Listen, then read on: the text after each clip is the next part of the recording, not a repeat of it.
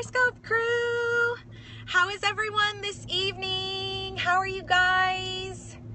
Are you having a great day so far? Are you letting yesterday's mess ups determine today's success? Or are you moving forward? Are you keeping on with Jesus? Hey girl! Hey!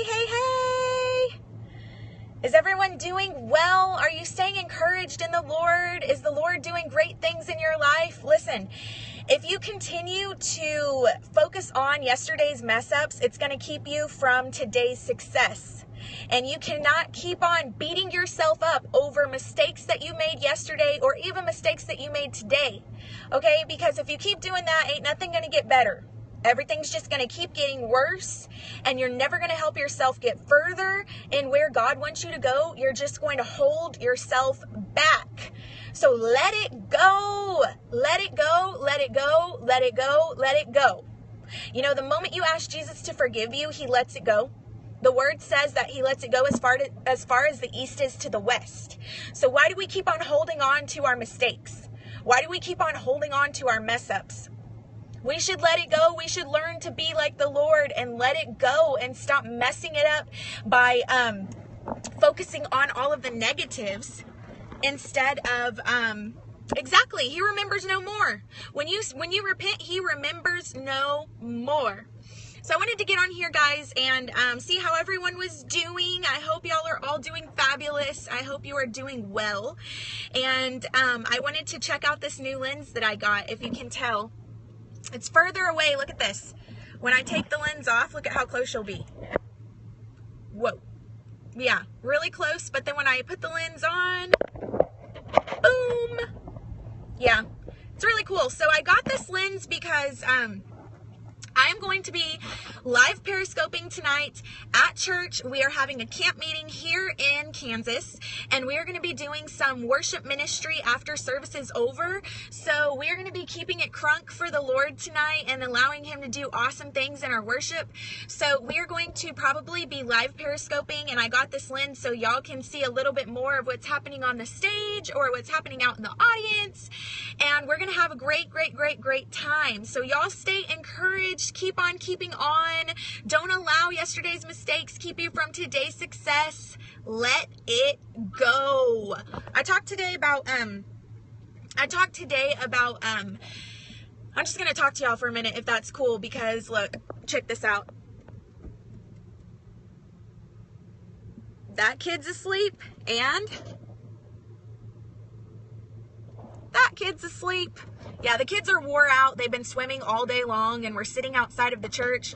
And I thought I would get on here and talk to my Periscope family. Yay!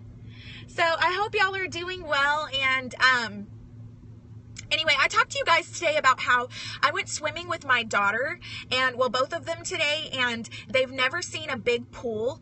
And we got out in the middle of that big pool, and even though my little one had a life jacket on, she got totally overwhelmed by the bigness of the pool and got totally overwhelmed by it and freaked out. I mean, freaked out, went cray. And she started screaming and freaking out, and I was holding her, and she had her life jacket on, and I said, you know what? I said, I've got you. I'm not going to let you drown. I'm not going to let you fall. I'm not going to let nothing happen to you. I've got you. And I began to encourage you guys, because the Lord said to me in that moment, he said, a lot of people, go through life overwhelmed. And they are overwhelmed by circumstances, they're overwhelmed by finances, marriage problems, overwhelmed by kid issues, overwhelmed by depression, overwhelmed by sickness, overwhelmed by disease, overwhelmed by all of these things that life throws at us. And all of a sudden, we just go cray. Like way cray, and we begin to freak out and fight life. And as we fight life, we're actually hindering ourselves, and the Lord is standing right there going, I got you. I'm your life jacket. I'm going to keep you afloat. I'm going to keep you safe. I'm going to keep you right here. You ain't going nowhere. You're not going to sink. You're not going to drown. Nothing bad is going to happen to you. I've got you. But all the while, we are fighting him. We're fighting life. We're fighting him. We're not allowing him to be our safe place. We're not allowing him to be our life jacket, our security. We're just fighting him and freaking out in the middle of life circumstances. And I began to share that with you guys. And I began to tell you all that, just like when I was a teenager, I had lots of rebellion going on in my life, and I was very hurt. I was very hurt in my life by a verbally abusive boyfriend and a physically abusive boyfriend, and I was hurt by church people. I'm a pastor's kid. I was just hurt. I was always comparing myself to everyone, and I was tired, and I was sick, and all of these things were going on with me. And I went out to the beach one day, and while I was at the beach, I went deep into the water. And while I was in the water, an undertow got me. And what did I do? I began to freak out. I began to go cray, and I began to fight the water. And the more I fought that undertow, the worse I got pulled under. And all of a sudden, I had this thought pop in my head: I'm going to die down here. I'm going to die. I'm not going to live. I'm not going to make it through. And when I had given up underneath that water because I had no more breath, I let go and I stopped fighting the water. And all of a sudden, I came up out of the water and I stopped drowning. I floated to the top, right? And that is so prophetic because, we fight life so bad when issues are going on in our life where we are drowning spiritually. We are drowning. We don't know what else to do. We don't know where to go. We don't know how to fix it. And we are fighting life. And God's just saying, stop fighting. Stop going cray and just trust me and know that I got you. I got you. If you'll stop fighting against life and fighting against all of these problems and circumstances and situations, and understand that the word says the battle is not yours, the battle is the Lord's, and understand that he's got you. He's not going to let you drown. He's not going to let nothing happen to you. That's the moment you will float back to the top. You will get life renewed in you. You will get breath restored in you. You will be more alive spiritually than what you were before. The more you fight your circumstances without allowing God to take control, the more you're killing yourself spiritually. Do you understand that? You're killing yourself spiritually. You're drowning yourself. You're draining yourself. You're making yourself tired. And life is too hard as it is. I mean, come on. Life is too hard as it is to make it harder on yourself. And I got to that place in my life. I was tired of drinking with my friends on the weekend. It was no fun anymore. I was tired of trying to find fulfillment in some guy that was no good for me. I was tired of being beat down verbally by this guy. I was tired of all of the church people, judging me, and me always trying to be good enough for them and approval, be approved in their sight. And I was tired of comparing myself to other girls. And I was just sick and tired of everything in my life. I was anorexic. I was 90 pounds and I was sick, and people in the church were coming to my parents asking if I was dying of cancer because I looked that bad. I was depressed and I didn't want to live anymore. And I got to a place in my life where I said, God, if I'm going to live, I want to know you for me. I don't want to know you for what my parents know you. I don't want to know you for what my grandparents know you. I don't want to know you for what the church people know you. I want to know you for me. And in that moment, in the middle of life circumstances, when I was drowning, that's where I found worship. Because worship is not emotion where you raise your hands and you dance. Worship is an attitude. And it's the attitude where you posture yourself, you posture your heart in a position of being bowed down to God and his call on your life rather than being proud. And when you are constantly fighting against life circumstances, you're being proud. You're not being bowed because it's all about you. And where in the word does it say that it's ever about you? It says it's all about God, not about you.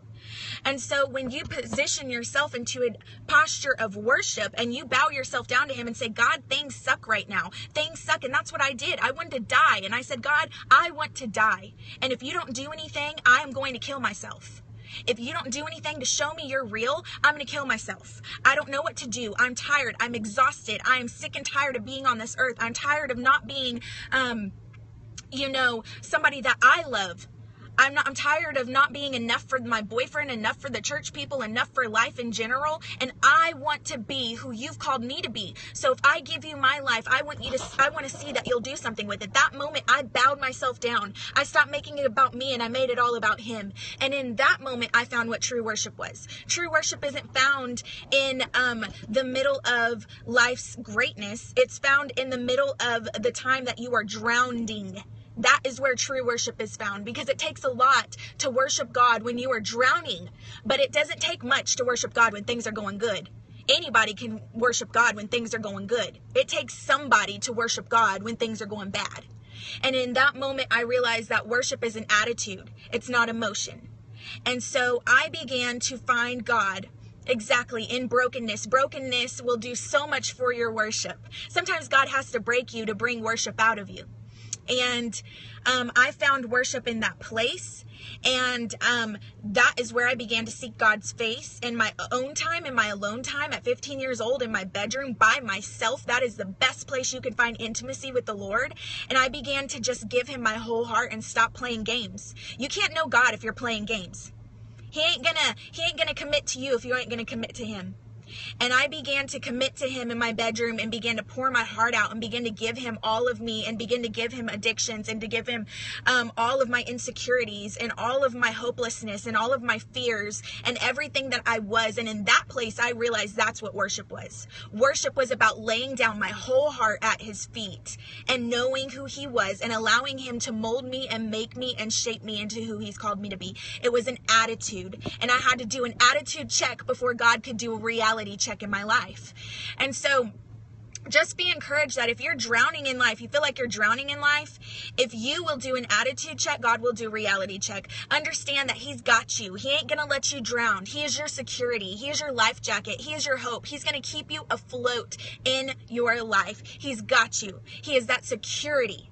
And so understand that and know that if you will just seek him and worship him and get in that place of intimacy where you say, God, I am so broken right now. I am broken right now, but I want to be real for you. I'm tired of playing games. I'm tired of playing church. I'm tired of acting like I am happy when I'm not happy, wearing a smile when it's not a real smile, wearing a mask when it's not the real me. I'm tired of faking who I am. I want to be real in you. I want to know who you really are. I want to know what you're really about. I want to know what your word really is all about and see it real in my life. I'm tired of playing games. That's the moment that you really enter into worship, because you stop making it about you and you made it all about him. You're bowed down to his will and you're saying, God, I'm sick of it being about me and playing a game and making a big old scene on stage and, whatever you do. And he'll begin to show you who he really is in those places of worship, in that intimacy with him, and it takes you have to be exposed to have intimacy. I'm not trying to be like, whoa, majorly visual, but you have to be exposed to have intimacy. Do you hear this?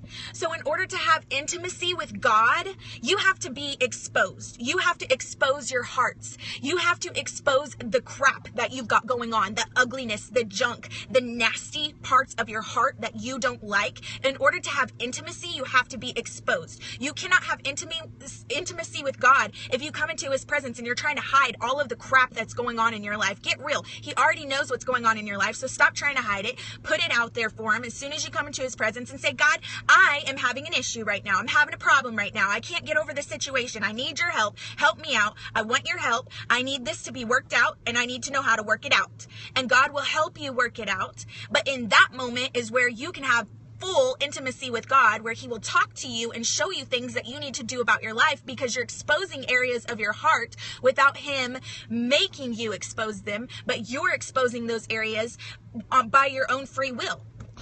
And God is a gentleman. He's not going to make you expose areas of your life that you're not willing to expose. So you need to expose the areas of your heart that you want fixed. And when you do that, then he will come in and he will show you where you can fix those, how you can fix those. He will give you wisdom. He will give you love and grace and forgiveness. And he will help you with those issues. But until you have an attitude of being bowed instead of proud, it's never going to work. So, I just want to encourage you guys with that. If you're drowning and you want intimacy with the Lord and worship with the Lord, understand He's got you. He is your security. He is your life jacket. He is your hope. He is your restoration. He is your peace. He is the good in your life. And you've got to trust Him and stop fighting against Him. So I love you guys, and I'm here at church. Everybody's going in. The parking lot is filling up. Everybody's staring at me as they walk by my car because they think I'm a cray-cray up in here with my pink hair talking to my phone. So I'm going to wake these kiddos up, and I love y'all, and stay tuned because we might totally be periscoping service tonight. So I love you guys. Be encouraged. God has got great things for you, and talk to you guys later. Bye.